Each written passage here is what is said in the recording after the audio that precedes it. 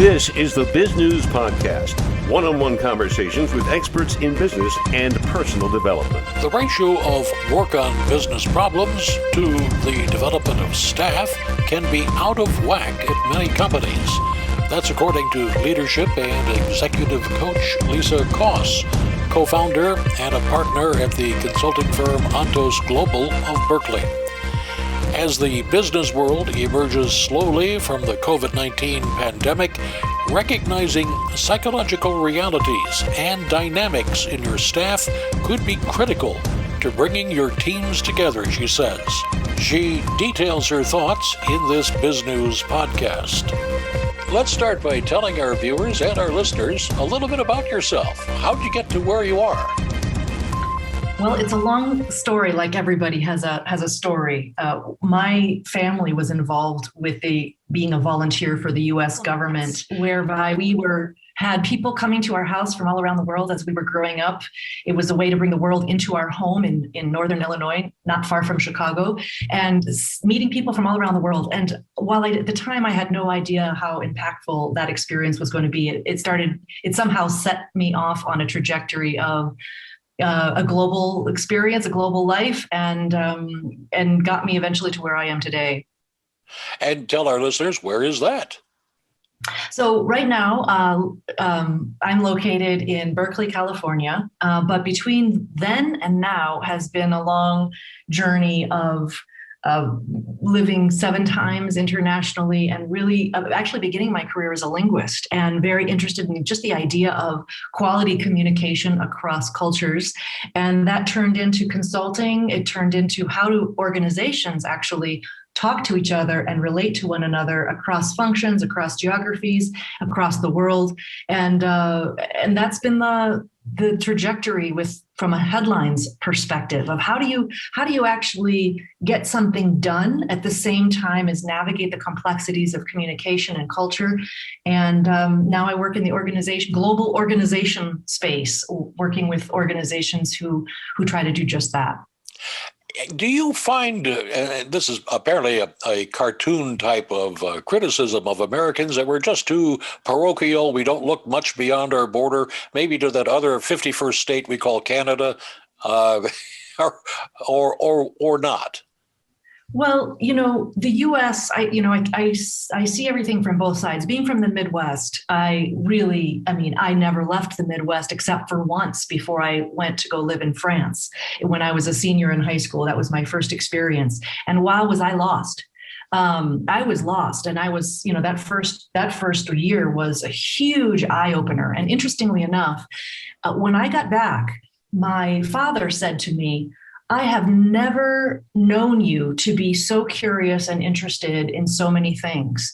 And so for me, it's about exposure. It's about just having a chance to see more and look beyond one's own geography, one's own world. And that can be, trips to the next largest city to the other side of the nation, which is a large one at that. And so we don't think so much, I think, as a whole, we don't think as much internationally. It has to do with our media. I remember I lived for 20 years in Arizona, and I remember seeing over and over again the national news and the weather forecast. And it was stunning to me that despite that 25% of the people in Arizona came from Mexico or at least Latin America who lived in Arizona, we never reported the weather below the line between Sonora, Mexico, and Arizona. That's right. So how can business recognize this problem and then either take advantage of it for their own business purposes or change things? Because a lot of entrepreneurs are also interested in changing the social matrix a bit. Mm-hmm. Well, there's so much to say on this topic. And certainly what I've been alluding to here is awareness. How do we become more aware of more things? What I find in organizations is that there is so much emphasis on solving the business problem that we forget about the complexity and what we could achieve if we had a larger awareness, as it were. So spending more time disseminating the power, understanding what each individual can bring into the organization is it's easy to say, but actually to understand it and to act on it is a whole different matter. And so what I talk about in this book, which is I think the reason that we're speaking, is that businesses, but when you really look at how businesses, for-profit businesses run, it tends to be all about the business results and not as much focus on how being curious about what people are bringing can do a couple things, both transform the business and transform people right along with it. And you probably have seen some business people taking advantage of that and actually acting on it, and others are oblivious to it. Can you give us any examples from your book that will help business leaders react more favorably? Well, it is back to this idea of experience and practices around how to engage people in the business of learning. The environment that we're working in is obviously, in the last year, not one person could deny it, is being disrupted. And it was being disrupted for years prior. Some people recognize it, some people don't. And so to the extent that we start thinking about organizations as places to not just make money, and that's back to your question about businesses in the US, we're very good at making money. And yet you have so many inspired people whose visions are much grander than that. And I like to think about organizations as being reconstructed as places to learn. And it doesn't just mean that continuous improvement learning where every day we learn a little bit more and we apply what we learn, but it's being very deliberate about how do we help people and help organizations become much better learners, because we need to keep up with what's going on in the business world, in our environment, in the global context. Even take COVID, we're so worried about saving our profits, but are we really using it as an opportunity to be more connected to our employees, to be better learners, and to explicitly, deliberately, intentionally be developing people and learning as much as possible from every opportunity. So I think that businesses can be much more deliberate about having a learning contract with their people about what they're here to do. They are here to, yes, get the job done, but they're also there to be great learners. And I think that there's nothing better that organizations can do for people but to be curious about them, to be relationship oriented, to build trust, and have these learning contracts in place so that the business can profit as well as the individual feel empowered and interested and motivated and really apply themselves to what they're doing in a meaningful way. And if the manager who sends their people to an event or to an experience can connect around what was learned, can connect around what was important, what was meaningful, you can channel that energy into what your business needs. And that's the magic. That is the holy grail. Can you stay connected enough to people to understand what's clicking their clock? And to the extent that that makes it possible for them, the better.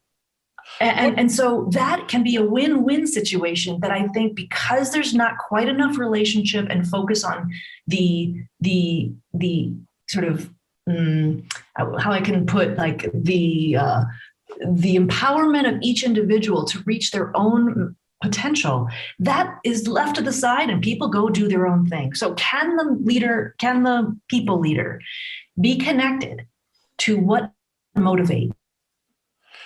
Can you give our manager, this is great, we should point out to our listeners and viewers that you are in the nearby location of Guatemala, and Zoom is having its usual tricks, some a little bit more advanced today than usual.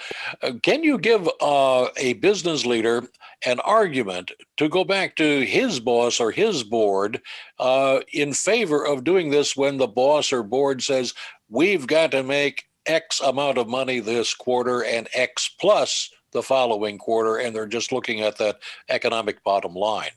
Mm-hmm. We have a client right now who is a CEO who is famous for talking about paradox and how it's important to understand that you need to always be doing more than one thing at one time. And there are dilemmas in business. There are all kinds of dilemmas. It's not anymore about solving a business problem in and of itself. It is about actually working dilemmas and paradoxes. That's the world we live in. And so to the extent that your people are not learning, they're not connecting to what's important about what they do, about where they want to be in their careers, about networking and keeping their minds open and being flexible and nimble, that's just going to, I think it's at face value. You just know it's a bad idea not to help people become a better version of themselves. I think that the key is keeping people leaders accountable for being in conversation with their employees who are there not just to get their particular role done, but people leaders forget that their job is to lead. You might manage things, but you lead people. And I think that's because of our mindset regarding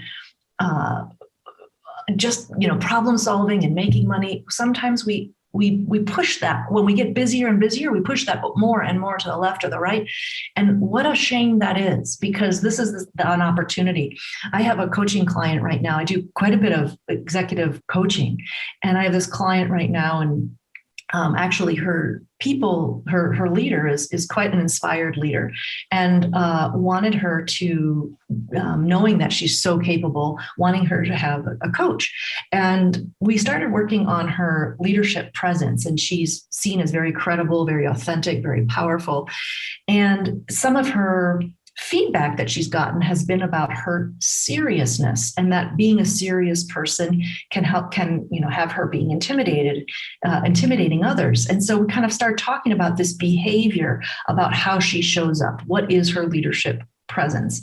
And as we dig into it, we find that, in fact, her seriousness in her mind is connected with being frustrated. And I said, oh, tell me more about that. And then it moves into, well, it's, I don't want to be making mistakes. Well, what's wrong with making mistakes? Can't we learn by making mistakes? And so then everything seems to come back to, can we learn? Can we become more aware of why we do what we do? And just imagine, I just imagine that as we work on this topic together, as she gets clearer about what her seriousness is about, how it actually serves her in terms of the credibility that she earns, but also how it doesn't serve her if people don't approach her. Think about what an amazing leader she could learn to be if she could harness that awareness for the good of everybody who reports to her and all of her colleagues and her influence in the C-suite. And so to that extent, I mean, it's a powerful thing to get a better understanding of who each of us are as leaders, what we bring, and how we can use our strengths and even our areas of development to become even more influential and shape the organization into an organization we feel even more proud of working for. Lisa, I need you to crank up that crystal ball I know you've got sitting around there someplace, and look to the future. Where do you see this 30 years down the road? Where do you think U.S. business will be in this regard? I am very hopeful that this is going to become so clear. It is a competitive advantage to be able to harness your people. If you think about the management sciences, you're speaking about history, the management sciences was all about how to help business become more predictable by being more scientific in terms of accounting and continuous improvement and all the financial aspects and the legal aspects of how work happens. And it's really the most complex area of business is the social sciences, because people are messy, people are complicated, leaders are complicated, there's egos, there's all kinds of emotional needs going on. This is the frontier where so much social sciences come to bear to actually impact the kind of results that organizations get. And so from my perspective, the leader who is able to best harness the emotional realities and sort of support people and challenge them in equal measure are those organizations that are going to find their people staying retained in the organization, growing, learning, and leading. And I think that the biggest opportunity are for those leaders who recognize it and actually don't put it second on the agenda when the going gets tough. On the contrary, during COVID, this is a fantastic opportunity to help leaders accelerate how fast they integrate this disruption, to resolve in their mind what is true, what's not true for them, and to actually step out of the emotion of this situation and really lead others who need maybe more support right now and also need more general care and leadership in this time. And those who are able to accelerate and be resilient are those organizations who are going to start, as we move hopefully into this post-pandemic period, in a much stronger place. Tell our listeners and viewers the name of your book. I have it right here if you can see it. I guess our listeners can't because this is not a Zoom call. It's called Leading for Learning: How Managers Can Get Business Results Through Developmental Coaching and Inspire Deep Employee Commitment. And that's just the way of things, isn't it? That we need to be doing more than just solving problems.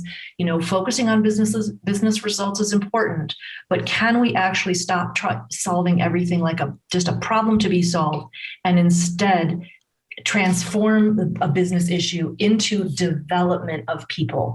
And that is explained how to exactly have two conversations at the same time. It's explained in this book in seven steps, guiding people through a conversation, like a GPS, like guiding your car to the next city, or to the next country. How do you have conversations step by step that help people leaders become more adept at having effective conversations?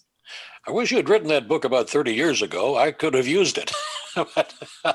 I've heard that actually.